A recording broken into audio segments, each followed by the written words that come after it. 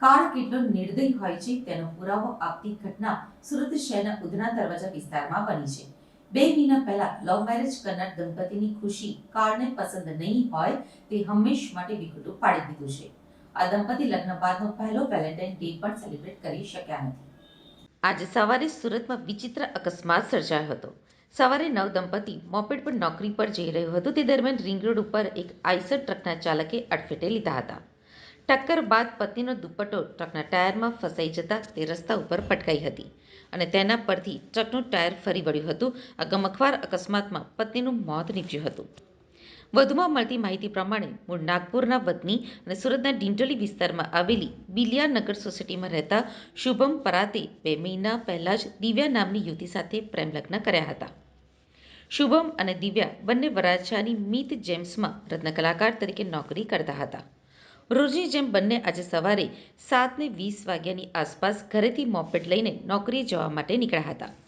તેઓ ઉધના દરવાજા બ્રિજ પાસેથી રિંગ રોડ તરફ જતા હતા ત્યારે જ એક આઈસર ટ્રકના ચાલકે દંપતીના મોપેડને ટક્કર મારી હતી।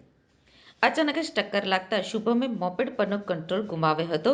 તે દરમિયાન દિવ્યાનો દુપટ્ટો ટ્રકના ટાયરમાં ફસાઈ ગયો હતો, જેના લીધે તે રસ્તા ઉપર પટકાઈ હતી। ત્યારબાદ ટ્રકનું આખું ટાયર તેના છાતી અને ગળાના ભાગેથી ફરી વળ્યું હતું। પતિએ ટ્રક ચાલકનો પીછો કરી તેને દૂર જઈને રોક્યો હતો, જોકે તે ફરીથી ફરાર થઈ ગયો હતો। ગંભીર રીતે ઇજાગ્રસ્ત થયેલી દિવ્યા પાસે પતિ પહોંચ્યા બાદ 108ને જાણ કરવામાં આવી હતી। દિવ્યાને ગંભીર હાલતમાં સિવિલ હોસ્પિટલ ખસેડવામાં આવી હતી, જ્યાં ફરજ પરના તબીબે તેને તપાસીને મૃત જાહેર કરી હતી। દિવ્યાના મોતના પગલે પરિવારમાં શોકનો માહોલ છવાઈ ગયો છે, જ્યારે સલાબતપુરા પોલીસે વધુ તપાસ હાથ ધરી છે। અમે બંને જણ ઓફિસ માટે નીકળ્યા અને આ એપોલ હોસ્પિટલના આગળનો પુલ ક્રોસ કર્યા એટલામાં તો એક આઈસર જનરેટર લઈને જતું હતું।